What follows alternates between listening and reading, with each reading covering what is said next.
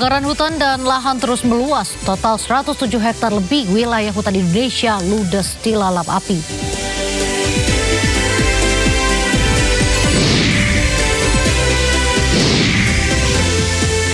Polda Metro Jaya memastikan temuan 995 benda menyerupai senjata di sebuah sekolah swasta di Jakarta Selatan bukan senjata api.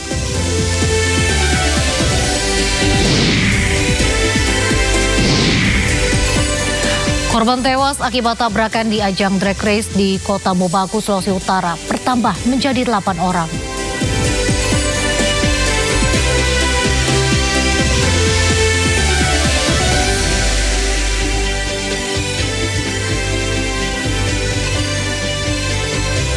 Halo pemirsa, sekolah yang semestinya identik dengan buku pelajaran malah ditemukan hampir 1.000 senjata tersimpan di ruangan mantan kepala yayasan.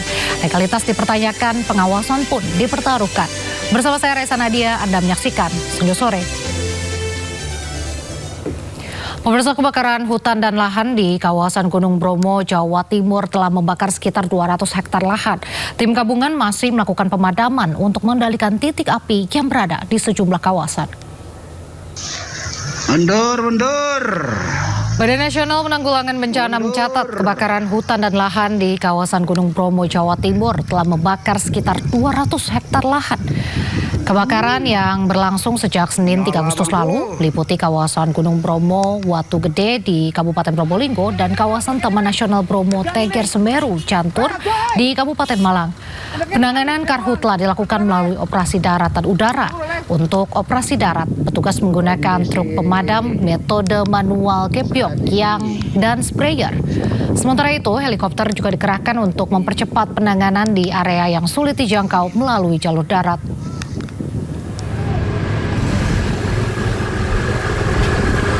Terlihat. Kebakaran lahan Bromo semakin meluas. Hingga Senin pagi, titik api kembali muncul di kawasan Dingkik, Pananjakan, dan Pundak Lembu, Probolinggo. Pada pagi tadi, sebanyak 14 titik api kembali muncul di kawasan Bromo, tepatnya sekitar Bukit Dingklik dan Pundak Lembu. Ratusan tim gabungan dan relawan terus berupaya memadamkan api yang bisa dijangkau agar tidak meluas. Sementara itu, wisata Gunung Bromo masih ditutup untuk wisatawan selama proses pemadaman lahan berlangsung.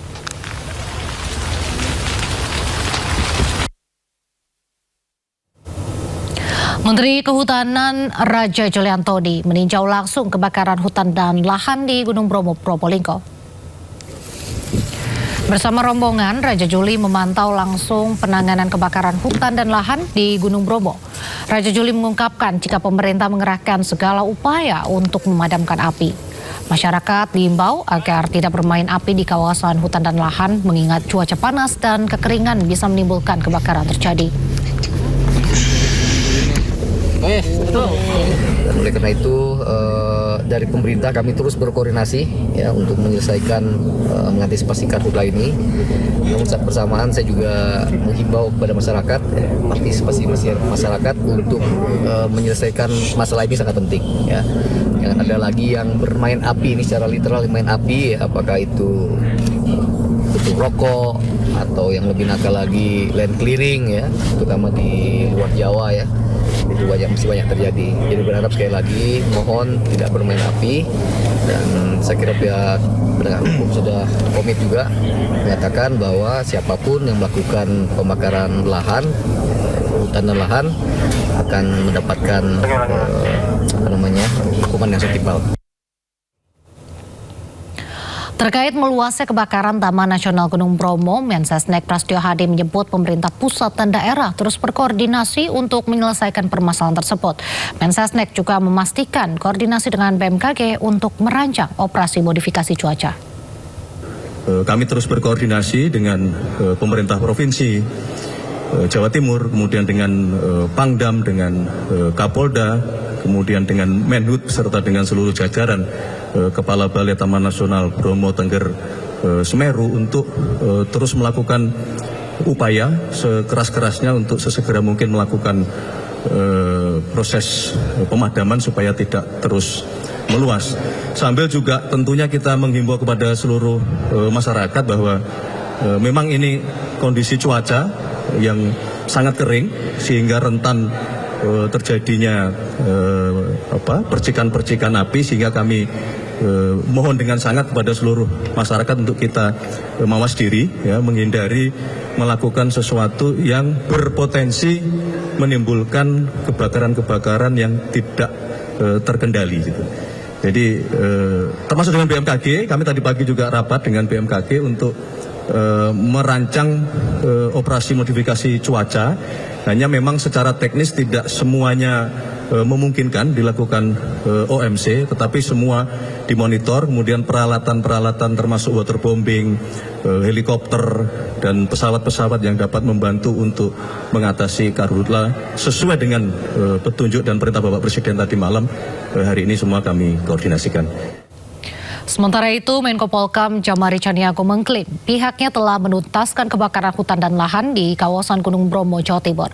Meski demikian, kebakaran hutan dan lahan di sejumlah wilayah lainnya masih harus diwaspadai. Hal ini disampaikan Menko Polkam Djamari usai mengadakan rapat koordinasi terkait kebakaran hutan dan lahan bersama sejumlah jajaran.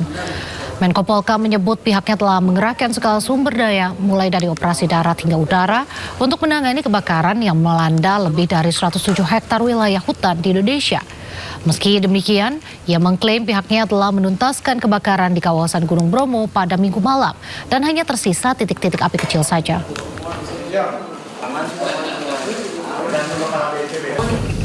Dari daerah yang kita waspadai sebagai daerah yang paling kritis, ada 6 provinsi, juga muncul di daerah lain.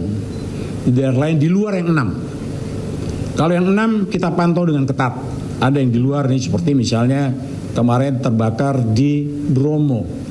Itu sudah segera kita tuntaskan. Semalam sudah tuntas, mungkin tinggal 1 titik api saja. Kemudian di Jawa Barat juga sudah selesai, di Gunung Gede, Pangrango, di situ itu pun sudah selesai. Kemudian di sekitar Rinjani juga ada, itu juga sudah selesai. Operasi yang paling tepat dilakukan adalah yang efektif ya. Operasi udara sebetulnya sangat efektif, menimbulkan hujan buatan yang dilakukan oleh BNPB. Itu yang paling efektif. Tetapi ada satu persyaratan yang harus kita hadapi, yaitu kita harus menemukan ada awan hujan, istilahnya awan hujan. Selama awan hujan itu tidak bisa kita temukan, tidak ada, kita tidak akan bisa membuat hujan buatan. Keadaan yang sekarang, kita tidak bisa hanya menunggu operasi udara, menunggu awan hujan itu ada. Walaupun berdasarkan perkiraan sekarang ini pada minggu-minggu ini sampai dengan tanggal 18 Agustus itu ada 3 atau 4 hari kemungkinan awan hujan ada. Kalau itu ada, itu memang mungkin anugerah yang diberikan kepada kita. Kita beralih ke informasi lain. Pemirsa, tim Puslap 4 Polri diterjunkan untuk mencari penyebab kebakaran gedung Bapenda DKI Jakarta. Meski demikian, Gubernur Jakarta Pramono Anung mendata pajak warga Jakarta aman.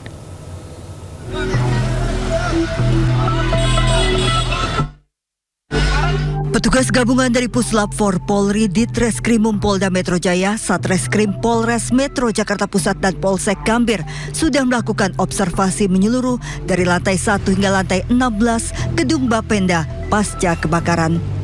Petugas juga mengambil sejumlah sampel seperti abu arang dari titik penyebaran api untuk diuji lebih lanjut.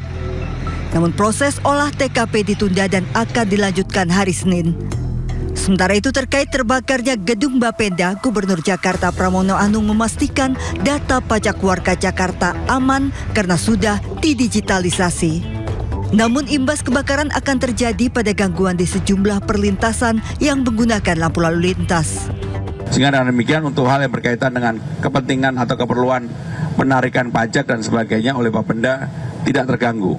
Yang memang akan sedikit terganggu dalam beberapa hari ke depan ini adalah hal yang berkaitan dengan pengaturan di Dinas Perhubungan, terutama di perempatan yang menggunakan traffic lights. Seorang pekerja terjebak di lantai 15 saat kebakaran melanda gedung Bapenda DKI Jakarta. Korban dibawa ke rumah sakit Tarakan untuk mendapatkan perawatan. Gedung Bapenda DKI Jakarta memiliki 16 lantai.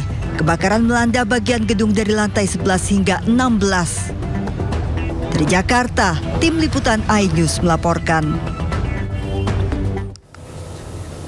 Dan untuk mengetahui informasi terkini terkait olah TKP di Gedung Bapenda DKI Jakarta, kita sudah terhubung dengan rekan Kea Della Rosa di sana. Selamat sore Kea, bagaimana hasil olah TKP tadi?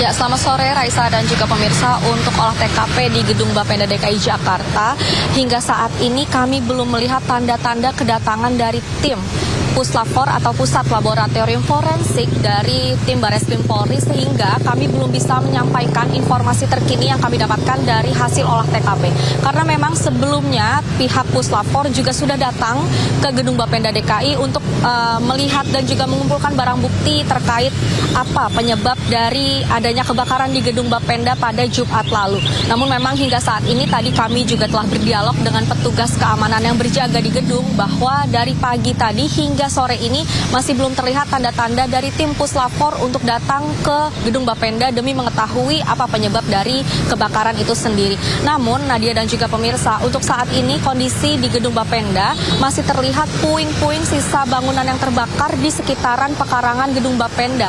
Selain itu, untuk aktivitas dari karyawan Bapenda DKI ini terlihat tidak ada, dan sudah ada pengumuman kecil bahwa dikasih tahu untuk warga Jakarta yang ingin melakukan ataupun bersurat ke Bapenda DKI dapat menggunakan email yang tertera, dan juga untuk karyawan Bapenda sendiri diberlakukan bekerja dari rumah atau bekerja secara daring. Memang untuk arus lalu lintas sendiri, Nadia dan juga pemirsa, sudah bisa dilewati oleh kendaraan karena memang pada Jumat lalu di depan Gedung Bapenda ini ditutup jalanan karena masih banyaknya mobil pemadam untuk melakukan proses pendinginan dan juga pemadaman api. Sementara itu Nadia, kembali ke studio.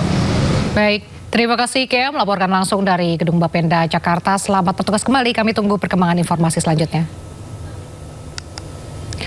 Pemirsa, kebakaran hutan dan lahan melanda 2 gunung di Pulau Jawa. Di Jawa Barat, api membakar 4 hektar lahan kawah Wadon Gunung Gede Pangrango, sementara di Jawa Timur 6 hektar lahan Gunung Watangan terbakar.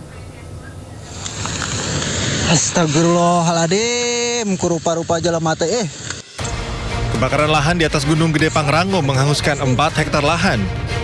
Kobaran api membakar lahan di area alun-alun Barat Surya Kencana pada Jumat sore.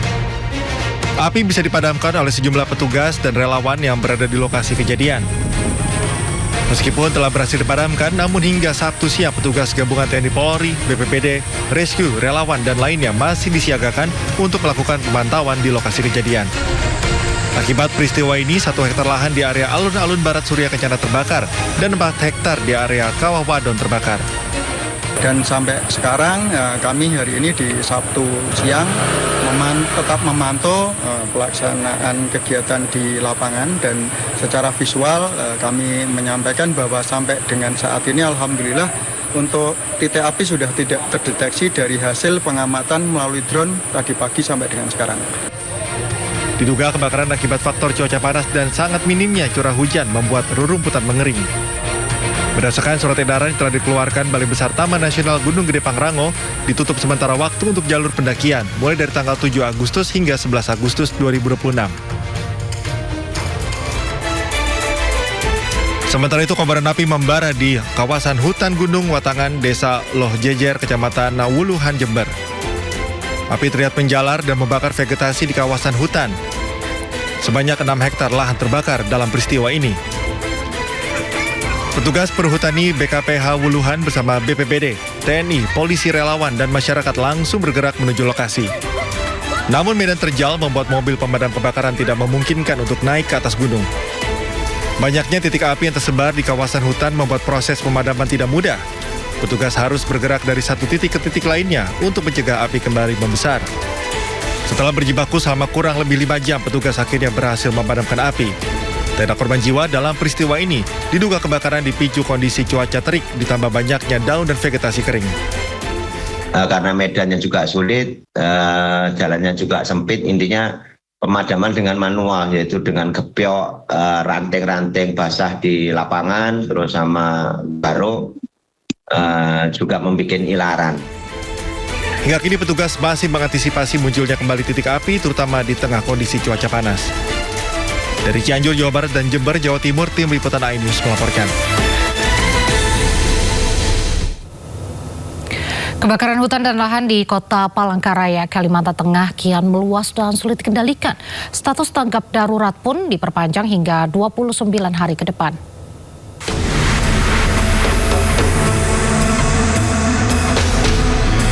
Titik api terus bermunculan di Palangkaraya, Kalimantan Tengah. Kondisi lahan yang kering membuat api cepat merambat dan sulit dikendalikan. Berdasarkan data Dalkarhutlah di Sub Kalimantan Tengah, terdapat 14 titik karhutlah dan 4 titik baru di Palangkaraya. Titik karhutlah terbanyak terdeteksi di wilayah Kecamatan Cekan Raya. Tim Dalkarhutlah Dinas Kehutanan Provinsi Kalimantan Tengah bersama Satgas Karhutlah Kota dan Provinsi serta dibantu para relawan terus berjibaku memadamkan api. Proses pemadaman berlangsung hingga malam hari. Untuk kendala sumber air sudah mulai mengering dan beberapa minggu ini sudah tidak ada hujan. Dan Jadi air menggunakan apa nih?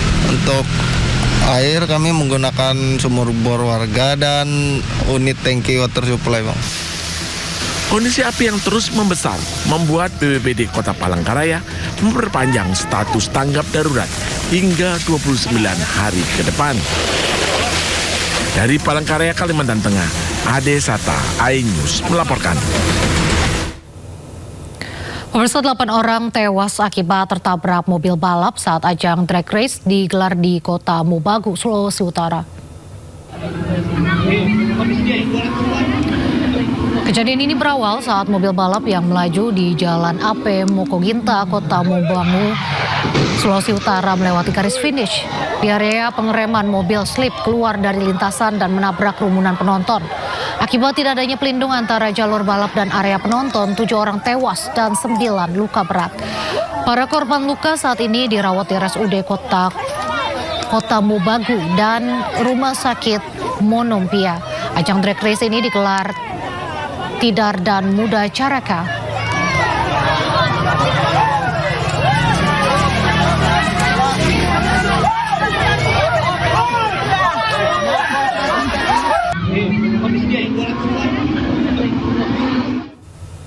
Beralih ke kasus lainnya, status perkara kematian Sutrimo, orang dekat ex-Jampitsus Kejagung Febri Adriansyah, resmi naik dari penyelidikan ke tahap penyidikan.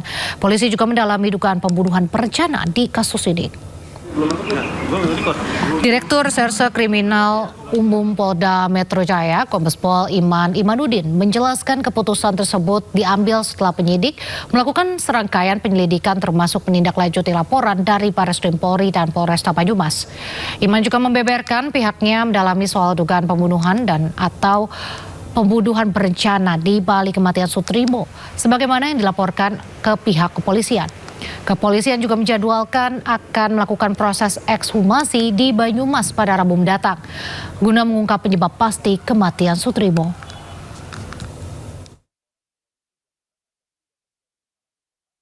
Kami sudah menerima pelimpahan laporan polisi dari Barreskrim Polri, kemudian laporan polisi dari Polresta Banyumas, dan berdasarkan 2 laporan polisi tersebut, baik yang disampaikan oleh masyarakat di Barreskrim Polri ataupun yang disampaikan oleh pihak keluarga di Polresta Banyumas, saat ini penanganan perkara setelah dilimpahkan ditangani oleh Ditreskrimum Polda Metro Jaya. Dari hasil penyelidikan yang tentunya sudah dilakukan oleh Polresta Banyumas, juga dari hasil penyelidikan dari tim Ditreskrimum Polda Metro Jaya, kami sudah meningkatkan ke proses penyidikan. Insya Allah hari Rabu lusa kami akan melakukan ekshumasi di Banyumas. Mudah-mudahan nanti dari hasil ekshumasi kita bisa menemukan dan kita bisa menyimpulkan apa yang menjadi penyebab dari kematian yang bersangkutan. Pasal yang dipersangkakan sebagaimana laporan polisi yang kami terima itu adalah pasal pembunuhan ataupun pembunuhan berencana. Seperti yang telah dijelaskan sebelumnya, Polda Metro Jaya berencana membongkar makam Sutrimo untuk melakukan ekshumasi. Sebelumnya keluarga telah melaporkan ke polisi dan meminta polisi mengusut kematian Sutrimo.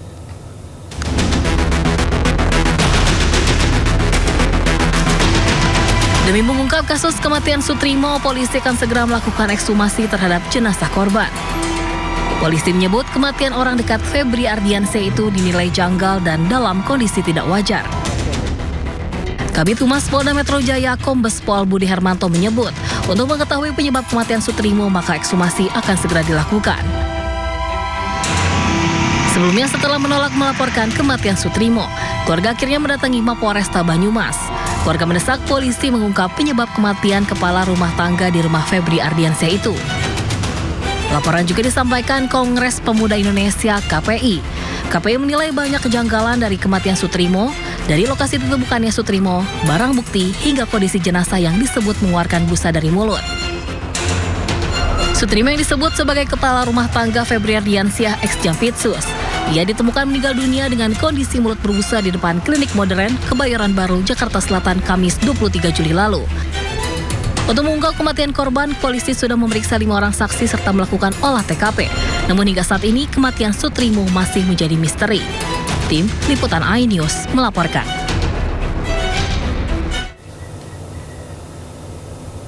Sementara itu, Kapolresta Banyumas mengaku telah berkoordinasi dengan Polda Metro Jaya terkait penyelidikan kematian orang dekat Febri Ardiansyah, Sutrimo.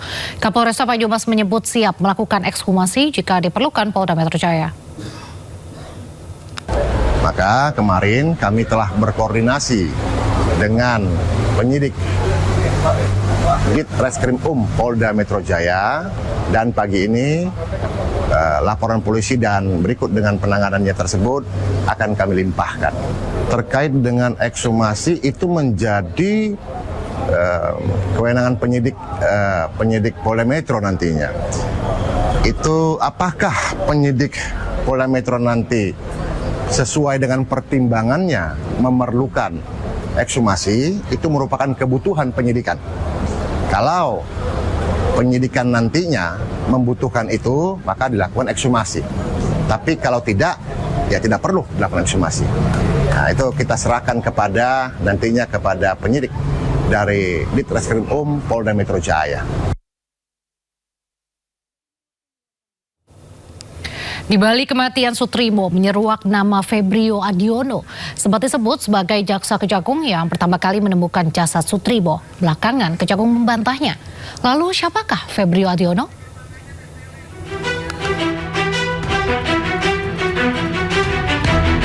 Dua pekan berlalu, kematian Sutrimo masih menjadi misteri. Sejumlah nama kemudian muncul dari ex-Jampitsus Febri Ardiansyah dan Febrio Adiono. Bukan tanpa sebab nama Febrio Adiono menyeruak. Ia disebut orang yang mengantar Sutrimo ke Rumah Sakit Muhammadiyah Taman Puring.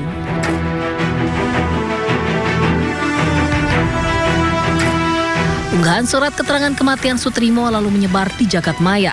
Nama Febrio Adiono tertulis sebagai kerabat Sutrimo. Warganet pun kasak kusuk mencari sosok Febrio Adiono. Ia bahkan diduga seorang jaksa dan dekat dengan ex-Jampitsus Febri Ardiansyah. Belakangan terkuak ternyata Febrio Adiono bukanlah seorang jaksa, namun Kapus Penkum. Kejagung Anang Supriyatna memastikan Febrio Adiono adalah staf administrasi di Kejaksaan Agung. Saya tidak mengenal terhadap yang istilahnya Karungga, saya tidak kenal sama sekali dan bukan warga kejaksaan. Jadi saya tidak berhak mengomentari itu. Tapi yang namanya saudara Febrio yang kami tahu memang dia pegawai kejaksaan, tapi bukan jaksa, pegawai kejaksaan. Sutrimo sebelumnya ditemukan meninggal dunia di depan klinik Morden Kebayoran Baru, Jakarta Selatan. Pria 44 tahun itu belakangan disebut sebagai kepala rumah tangga ex-Jampitsus Febri Ardiansyah. Kematian Sutrimo dinilai janggal. Selain dari mulutnya mengeluarkan busa, peristiwa kematiannya pun berdekatan dengan kasus yang tengah menjerat Febri Ardiansyah. Polisi telah memeriksa 5 orang saksi dan akan membongkar makam Sutrimo di Banyumas, Jawa Tengah untuk melakukan ekshumasi. Tim Liputan iNews melaporkan.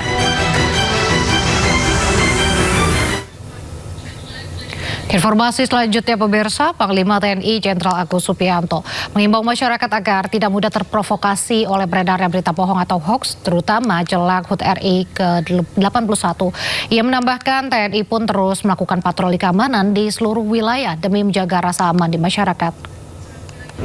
Saya menghimbau kepada seluruh masyarakat agar jangan mudah terprovokasi oleh beredarnya berita-berita di media sosial yang belum bisa dipertanggungjawabkan kebenarannya, yang menimbulkan ketidaknyamanan masyarakat. Saya menghimbau kepada masyarakat agar tetap melaksanakan aktivitas seperti biasa, dan TNI sudah dan akan terus melaksanakan patroli di wilayah-wilayah untuk mengamankan masyarakat dan membuat rasa aman di masyarakat. Apalagi nanti akan kita merayakan hari ulang tahun kemerdekaan. Mari kita sambut dengan bergembira perayaan hari ulang tahun kemerdekaan RI, dan saya bertanggung jawab atas keamanan masyarakat di wilayah-wilayah di seluruh Indonesia. Ya, jadi kita juga berkoordinasi dengan kepolisian dan elemen masyarakat lainnya supaya dalam pelaksanaan kegiatan pengamanannya bisa berkolaborasi. Hasil pemetaannya seperti sampai sejauh ini? Jadi tiap wilayah kita siapkan pengamanan, tentunya secara SOP kita membantu kepolisian. Temuan ratusan senjata api dan airsoft gun di sebuah sekolah swasta di Kebayoran Lama, Jakarta Selatan masih menyisakan tanda tanya. Informasi selengkapnya kami hadirkan usai jeda, tetaplah di Sendu Sore.